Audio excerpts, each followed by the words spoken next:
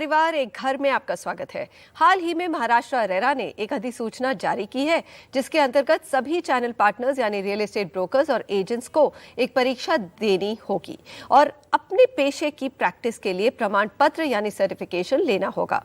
Twitter पर मैंने लोगों से ये सवाल पूछा था कि क्या भारत के सभी राज्यों में भी यही नियम लागू होना चाहिए और 90% से ज्यादा लोगों ने जवाब दिया हाँ, ये अच्छा कदम है। लेकिन ब्रोकर्स एजेंट्स क्या भूमिका निभाते हैं और क्या इस तरह का सर्टिफिकेशन घर खरीदारों के लिए बेहतर होगा? आइए जानते हैं प्रदीप अग्रवाल जी से, जो सिग्नेचर ग्लोबल के चेयरमैन हैं, और विकास वधावन, जो ग्रुप सीएफओ हैं PropTiger और Housing.com के। आप दोनों का बहुत बहुत स्वागत है। प्रदीप जी, चैनल पार्टनर से तो आप काफी मिलकर काम करते होंगे। आपके मुताबिक कितने जिम्मेदार हैं चैनल पार्टनर्स एक अंडर कंस्ट्रक्शन प्रोजेक्ट्स में बिक्री के लिए यानी सेल्स के लिए? Thank you Manisha ji. So channel partners मुझे लगता है रियल एस्टेट के इकोसिस्टम का एक महत्वपूर्ण अंग है, क्योंकि आज जब इनडायरेक्ट सेल्स की बात करें तो जो डेवलपर्स हैं वो चैनल पार्टनर्स के पास जाते हैं। जो चैनल पार्टनर्स हैं, जितने भी कस्टमर्स हैं, उनको उस पर्टिकुलर सेक्टर के बारे में जिसमें प्रोजेक्ट स्थित है और वहां के इंफ्रास्ट्रक्चर के बारे में पूरी जानकारी देते और एक कंपैरेटिवली एनालिसिस बना कर देते हैं कि क्यों उन्हें इस प्रोजेक्ट को लेना चाहिए या इसकी बजाय किसी और प्रोजेक्ट का चॉइस करना चाहिए। तो मुझे लगता है कि जो चैनल पार्टनर्स है उनका एक बहुत महत्वपूर्ण रोल है, क्योंकि जितनी भी जानकारी, चाहे वो किसी भी माध्यम से दी जाए, चाहे वो डेवलपर के माध्यम से दी जाए या और भी किसी सोर्स से दी जाए, उसको प्रॉपरली कम्युनिकेट करने का जो तरीका है वो कहीं ना कहीं चैनल पार्टनर्स है। तो मैं मानता हूं कि जो चैनल पार्टनर्स हैं उनका एक बहुत बड़ा रोल रियल एस्टेट में। तो आपका कहना है कि उनको जो है लोकल मार्केट की जानकारी शायद सबसे ज्यादा बारीकी से पता होती है। विकास, आपसे मैं पूछती हूँ, आज के दौर में क्या इंपॉर्टेंस है ब्रोकर्स की, चैनल पार्टनर्स की, खासकर जब एक इकोसिस्टम ऐसे हो गया है कि डेवलपर्स डायरेक्टली भी बेचते हैं अपनी वेबसाइट्स के तहत और हाउसिंग या और स्क्वायर यार्ड्स या मैजिक ब्रिक्स जैसे एग्रीगेटर्स पर भी लिस्टिंग्स होती हैं। तो आप बताइए, आपको लगता है कि ये अभी भी जो है एक बहुत इम्पॉर्टेंट इंटरमीडियरी है रियल एस्टेट सेक्टर में?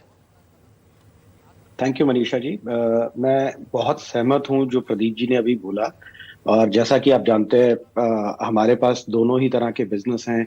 Housing.com जो डेवलपर्स को लिस्टिंग्स और एडवर्टाइजिंग सॉल्यूशंस प्रोवाइड करता है, और PropTiger जो एक चैनल पार्टनर की तरह काम करता है। तो अगर चैनल पार्टनर की भूमिका देखी जाए इस पूरे इकोसिस्टम में, तो एक बहुत महत्वपूर्ण भूमिका होती है। अगर हम डेवलपर पार्टनर्स की बात करें तो डेवलपर पार्टनर्स जब भी एक नया लॉन्च लेके आते हैं तो उसमें जो सेल्स वॉल्यूम और जो वेलोसिटी चाहिए होता है किसी भी एक लॉन्च को सक्सेसफुल बनाने के लिए, उसमें चैनल पार्टनर बहुत बड़ी भूमिका निभाते हैं।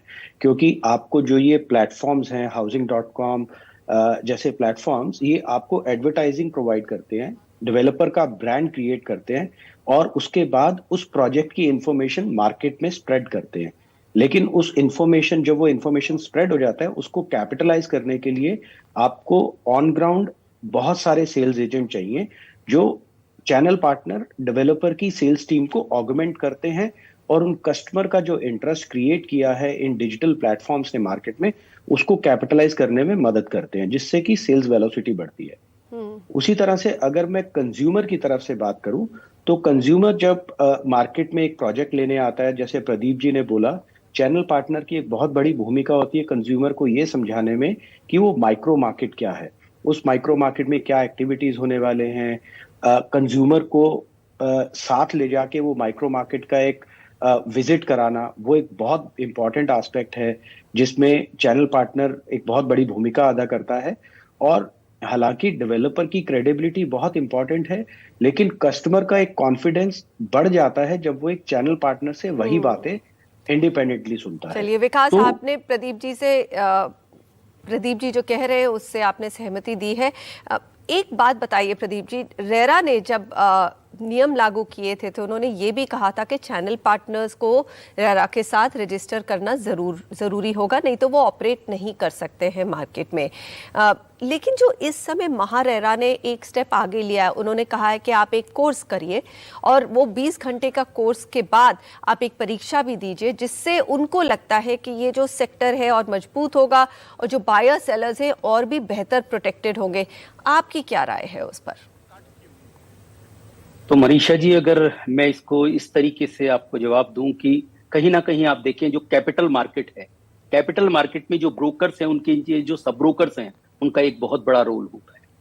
तो जब सेबी ने स्टार्टिंग में जब रूल्स बनाए तो उसमें जो सब ब्रोकर का रूल्स है वो भी बहुत प्रोमिनेंट रखा और उनका रजिस्टर्ड होना मस्ट रखा। आज आप देखिए कि जितने भी सब ब्रोकर्स हैं कैपिटल मार्केट में, केवल वही लोग जो रजिस्टर्ड हैं वही केवल अपने क्लाइंट्स के लिए काम कर सकते हैं ब्रोकर्स के साथ जुड़कर। आप देखिए धीरे धीरे वही कल्चर और वही सारी चीजें रेरा के थ्रू रियल एस्टेट मार्केट में आती जा रही हैं और मुझे लगता है ये एक बहुत महत्वपूर्ण कदम है, क्योंकि जो भी चैनल पार्टनर्स है उसको पूरी जानकारी रियल एस्टेट के बारे में होनी चाहिए, उसके रूल रेगुलेशंस के बारे में होनी चाहिए। और क्योंकि जैसा एक मिस सेल का बहुत बड़ा कॉन्सेप्ट रहा है, तो उसको भी अपनी एक जिम्मेवारी का एहसास रहना चाहिए कि जो कस्टमर आज जो बहुत ज्यादा प्रॉपर्टीज के बारे में या उस डेवलपर के बारे में ज्यादा नहीं जानता है, और वो जो चैनल पार्टनर है शायद वो वैसी चीजों से बहुत बार निकला है और उस डेवलपर के बारे में, उस पर्टिकुलर प्रोजेक्ट के बारे में बहुत ज्यादा तरीके से उसके पास जानकारी है, वो उसको प्रॉपर मुहैया कराए। अगर वो किसी भी तरीके से मिस सेल करता है तो वो भी उस रेगुलेटर के अंडर आ सके अगर वो कुछ भी गलत कर रहा है। तो मुझे लगता है महाराष्ट्र रेरा का ये जो एक एडवाइस है कि जो 20 घंटे की जो ट्रेनिंग है ये बहुत जरूरी है। मुझे लगता है कि 20 घंटे की ट्रेनिंग तो मिनिमम होनी ही चाहिए। शायद इस ट्रेनिंग को टाइम बाय टाइम और भी ज्यादा बढ़ाना चाहिए, जिससे ज्यादा से ज्यादा जानकारी जो पूरे रेरा के जितने भी नियम हैं उनको प्रॉपर बताया जाना चाहिए, ताकि जो वो खुद भी एजुकेट हो सकें और कस्टमर को भी एजुकेट कर सके। और विकास, मैंने तो ये देखा और काफ़ी ब्रोकर से मेरी इंटरेक्शन होती है, तो एक तो है पूरे ग्रुप ऑफ प्रोफेशनल ब्रोकर्स, उनके पास एक्सपीरियंस है, वो काफ़ी बारीकी से इंडस्ट्री को समझते हैं, रेरा के लॉज को समझते हैं। लेकिन एक ऐसा भी ग्रुप है, और खासकर छोटे शहरों में, जो आज के दिन में अगर आप उनसे पूछें कि हम रेरा वेबसाइट आपके राज्य की जो है उसको कैसे नेविगेट करें, तो वो भी आपको नहीं बता पाएंगे। तो मेरे ख्याल से ये जो कदम है ये एक पूरी इंडस्ट्री को ही नहीं, सभी को एक बेटर प्रोफेशनलिज्म देगी। और दूसरी बात ये भी है कि वो लोग सिर्फ कमीशन के बेसिस पे काम नहीं करेंगे, सिर्फ ऐसे प्रोजेक्ट्स बेचेंगे जिन पे उनको भरोसा है, जो डिलीवर हो सके। आपका ऐसा मानना है? नहीं, बिल्कुल ठीक बोला मनीषा जी आपने। देखिए, कोई भी लाइसेंसिंग, सर्टिफिकेशन या ट्रेनिंग रिक्वायरमेंट्स जो हैं, चाहे प्रदीप जी ने जो एग्जांपल दिया कैपिटल मार्केट्स का या रेरा की बात करें, जैसे जैसे धीरे धीरे रेरा उस डायरेक्शन में जा रहा है, इससे क्या होगा, एक तो ना कि प्रोफेशनलिज्म आएगा, बट एक जो बहुत इंपॉर्टेंट डिफरेंशिएटर आएगा कि आपके जो एक्टिव ब्रोकर्स हैं और जो पैसिव ब्रोकर्स हैं, आप उनमें डिस्टिंग्विश कर पाएंगे। जो एक्टिव ब्रोकर्स हैं, जो फुल टाइम रियल एस्टेट में काम करते हैं और उनका रोजी रोटी उससे चलती है, वो सर्टिफिकेशन रिक्वायरमेंट, ट्रेनिंग, लाइसेंसिंग सब करेंगे और बहुत अच्छे से अपने कस्टमर्स को सर्विस करेंगे। प्रोफेशनलिज्म तो बढ़ेगा ही बढ़ेगा ऐसी ट्रेनिंग से, अकाउंटेबिलिटी भी बढ़ेगी एक रियल एस्टेट ब्रोकर की, जो इस इकोसिस्टम का बहुत इंपॉर्टेंट पार्ट है। इनफैक्ट मेरा मानना तो ये है, रेरा को ना कि सिर्फ न्यू होम्स पे फोकस करना चाहिए, बट हमने इसका फ्रूट देख लिया है, हमने इसके रिजल्ट्स देख लिए पिछले 5 सालों में।